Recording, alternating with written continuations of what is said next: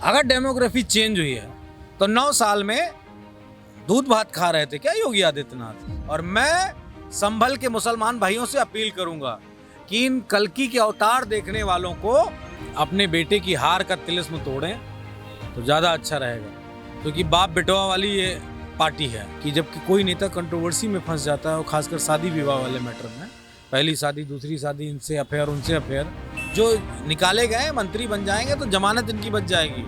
अगर नहीं मंत्री बने तो इनकी जमानत भी नहीं बचेगी। राहुल गांधी से भीख मांग के गाड़ियां खरीदी, सोनिया गांधी से भीख मांग के गाड़ियां खरीदी, स्मृति ईरानी से भीख मांग के गाड़ियां खरीदी। संभल हिंसा को लेकर 450 पन्नों की न्यायिक रिपोर्ट सीएम योगी को सौंपी गई है। उसमें कई अहम दावे हैं। इन्हीं सब मुद्दों को लेकर हमारे साथ बात करने के लिए समाजवादी पार्टी के प्रवक्ता मनोज यादव जी हैं। मनोज जी, संभल हिंसा को लेकर 450 पन्नों की न्यायिक रिपोर्ट सीएम योगी को सौंपी गई है, जिसमें कई दावे हैं। कहा जा रहा है कि 1947 से अब तक हिंदुओं की आबादी वहां घट गई। क्या कहेंगे? 450 पन्ने कम है, रिपोर्ट और तगड़ी बनानी चाहिए थी बीजेपी। पन्ने कम पड़ गए थे क्या? डिजिटल बना लेते। मोदी जी हमेशा डिजिटल की बात करते हैं। मेरा एक सवाल है सरकार से, क्या डेमोग्राफी चेंज हुई है वो तो बताएं। अगर डेमोग्राफी चेंज हुई है तो 9 साल में दूध भात खा रहे थे क्या योगी आदित्यनाथ। जो लोग गए थे उनको ले आते और वहाँ पे बसा देते। जिसने अवैध कब्जा किया था उसका कब्जा हटवा देते।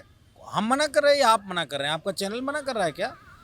राजनीति कर रहे हैं, चूँकि चुनाव में जाना है, काम कोई नहीं हुआ है, सिर्फ और सिर्फ बतौलेबाजी हुई है। योगी आदित्यनाथ ने जेट प्लेन का, हेलीकॉप्टर का इस्तेमाल करके हर जिले में उड़ान भरी है। और 8,000 करोड़ वाला जो जहाज़ है उससे मोदी जी देश देश घूमने गए हैं, दुनिया के तमाम सारे देशों में। तो ये यात्रा पे हैं। जो समस्याएं उस पर कोई बात नहीं कर रहा है। ना तो समाजवादी पार्टी ने रोका कि वहाँ पे हिंदुओं की आबादी न बसे, और ना मैं उम्मीद करता हूँ कि बीजेपी ने भी नहीं रोका होगा। भाई, भाजपा की सरकार 2017 में बनी थी। अब तक तो जो वहाँ से हटे थे उन लोगों को आ जाना चाहिए था।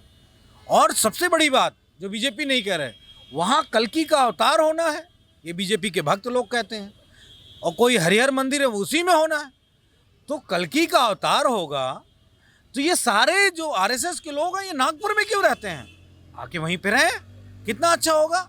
वहाँ पे जब रहेंगे तो कल्कि के अवतार में उन लोगों को दर्शन हो जाएगा साक्षात कि भगवान कल्कि का अवतार हुआ। आरएसएस प्रमुख, उनका सारे सब लोग वहीं पे रह रहे हैं, तो कौन उनको मना कर रहा है?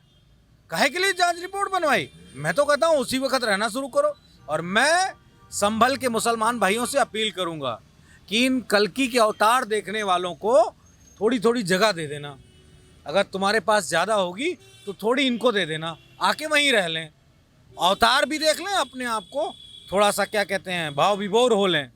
मना कोई नहीं कर रहा, लेकिन सिर्फ राजनीति है। और मैं इस बात को पुनः कह रहा हूँ, अगर वहाँ पे हिंदू नहीं है तो ये बड़े बड़े महानगरों में, बड़ी ऊंची ऊंची इमारतों में हमारा पीडीए नहीं दिखता है।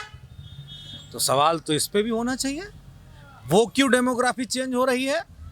बड़ी बड़ी कॉलोनियों में, बड़े बड़े एरियाज में, बड़ी बड़ी नोएडा की, दिल्ली की बिल्डिंगों में पीडीए समाज के लोग बहुत कम हैं। आपने पीडीए की बात की। सरकार में कैबिनेट मंत्री हैं संजय निषाद। उन्होंने बीते दिनों गोरखपुर में थोड़ी सी असहमति भी जताई। फिर उन्होंने कल कहा कि हमने पीडीए के तिलिस्म को तोड़ दिया।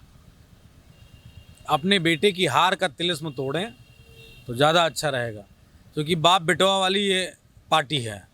बाप है बेटा है, बेटा है बाप है, बाप बनेगा बेटा बनेगा, बेटा बनेगा बाप बनेगा, यही चलता है यहाँ। ना तो कोई मंत्री दूसरा बनाते हैं, ना तो अपनी जाति का कोई विधायक बनाते हैं। तो कम से कम पहले निषादों का कर लें। तिलस्म इस्लाम छोड़ने वाले सब तिलस्म में चले गए। बहुत सारे लोगों को देखा। संजय निषाद जी के लिए एक छोटी सी राय है, मैं देना नहीं चाहता, पीडीए से ही आते हैं। वो जो बड़े वाले बाबा उनके दिल्ली में बैठे हैं चाणक्य के साथ, वो तो तोड़ नहीं पाए। उसको हमने ध्वस्त कर दिया, हमारी पार्टी, हमारे नेता ने ध्वस्त कर दिया। तो ये कौन खेत की मूली है? ये शब्द मुझे कहना नहीं चाहिए था, लेकिन जब बड़ा कोई कहता है नहीं, छोटे मुंह से बड़ी बात कहता है, तो उसको जवाब ऐसे ही देना चाहिए। कहते नहीं है कि बड़ा कौर खा लो लेकिन बड़े बोल नहीं बोलने चाहिए। अगर आप में दम है तो करके दिखाओ। वैसे अपमानित भाजपा रोज करती है, इसलिए उन पे ज़्यादा टिप्पणी नहीं करना चाहूँगा। 27 के चुनाव को लेकर समाजवादी पार्टी तमाम दावे कर रही है और अपने ही एक एक कर विधायकों को निष्कासित किए जा रही है। पहले अभय सिंह, फिर राकेश प्रताप, मनोज पांडे और अब पूजा पाल का। पूजा पाल ने तो कई गंभीर आरोप लगाए हैं, अपनी हत्या तक की जिम्मेदारी बता दी है कि अगर हत्या होती है तो अखिलेश यादव जिम्मेदार होंगे। बहुत घटिया राजनीति की उन्होंने अपने जीवन की। जिस इंसान ने आपको 6 साल अपनी पार्टी में रखा, आपकी हर परिस्थिति को समझा, आपको तो मालूम होगा कि जब कोई नेता कंट्रोवर्सी में फंस जाता है और खासकर शादी विवाह वाले मैटर में, पहली शादी दूसरी शादी, इनसे अफेयर उनसे अफेयर, तो फिर कोई नेता उस नेता को आगे नहीं बढ़ाता है। लेकिन उसके बावजूद भी राष्ट्रपति जी ने उनको आगे बढ़ाया, कभी कुछ नहीं कहा। लेकिन अगर आपको योगी आदित्यनाथ की तारीफ़ करनी है, संविधान के विरुद्ध किए गए काम की तारीफ़ करनी है, तो उसके लिए समाजवादी पार्टी ऐसे लोगों को ज़रूरत नहीं है। जिनको निकाला है उनकी आवश्यकता नहीं थी। और एक महत्वपूर्ण बात बता दूं, बहुत सारे ऐसे लोग हैं जिनकी आवश्यकता अभी भी नहीं है। वो चाहें तो अपनी मर्जी से इस्तीफा दे के जा सकते हैं और समय आएगा तो पार्टी उनको निकाल भी देगी। किस चीज़ का इंतजार समाजवादी पार्टी कर रही है? समाजवादी पार्टी अपनी राजनीति को बहुत ही सुदृढ़ तरीके से करती है। वो कहते नहीं, अगर जिसने ताश के पत्तों का गेम खेला होगा ना, तो हर ट्रम्प कार्ड होता है जो, और तमाम सारे ऐसे भी होते हैं, उन सबको समय समय पे चला जाता है, समय से पहले नहीं चला जाता। ठीक उसी तरह जैसे शतरंज में राजा कितने कदम चलेगा, कब चलेगा, प्यादा कौन सी चाल चलेगा, उसका एक समय निर्धारित है। आपने उन्हें निकाला, कहा जा रहा है कि उन लोगों की किस्मत चमकने वाली है, मंत्री बनने वाले हैं। बन जाए बड़ी बधाई, बन जाए बड़ी बधाई, और बन जाएंगे तो जमानत बच जाएगी। जो निकाले गए मंत्री बन जाएंगे तो जमानत इनकी बच जाएगी। अगर नहीं मंत्री बने तो इनकी जमानत भी नहीं बचेगी। इतनी बुरी तरीके से हारेंगे। एक आखिरी सवाल मनोज जी, पूजा पाल का जो ये पूरा प्रकरण था, इस पर तो सपा से निकाले गए सारे विधायकों का समर्थन मिला, लेकिन राकेश प्रताप सिंह गौरीगंज वाले विधायक, उन्होंने एक पोस्ट लिखी, उसमें समाजवादी पार्टी को परिवार प्राइवेट लिमिटेड कंपनी बता दी।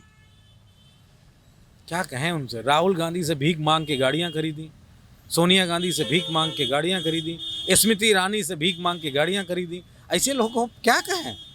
जो टेम्पो से लद के जाता हो आदमी अपनी राजनीति शुरुआती दौर में, अरे हम लोग तो फिर गाड़ी से चल रहे हैं, भले विधायक न बने हो, लेकिन जो टेम्पो पे लटक के जाता हो अमेठी में, वो उससे उसकी बात का क्या बोलेगा, क्या कहेगा? राहुल गांधी के फेंके हुए टुकड़ों पे अपनी वो राजशाही दिखाने की कोशिश करने वाले लोगों पे क्या कहूँ? मुझे नहीं अच्छा लगता है। मैं इतना ही कहूँगा कि दूसरे के टुकड़े पे पलने वालों को छोटे बोल बोलने चाहिए। उनकी हैसियत नहीं है, वो क्या बताएंगे समाजवादी पार्टी के बारे में? उनकी जो आज हैसियत है उससे देन नेताजी की देन है, आदरणीय राष्ट्रपति जी की देन है। न उनकी कोई हैसियत नहीं, शून्य। जाएंगे भाजपा में, मेरी भविष्यवाणी है, मैं ब्राह्मण नहीं हूँ, मतलब माफ़ करिएगा, ज्योतिष नहीं हूँ मैं, लेकिन कितनी बुरी तरीके से हारेंगे देख लेना 2027 में। चाहे फूल से लड़ें और चाहे फ्लावर से लड़ें, चाहे जिससे लड़ें, कोई फ़र्क नहीं पड़ता है, बुरी तरीके से हराएंगे।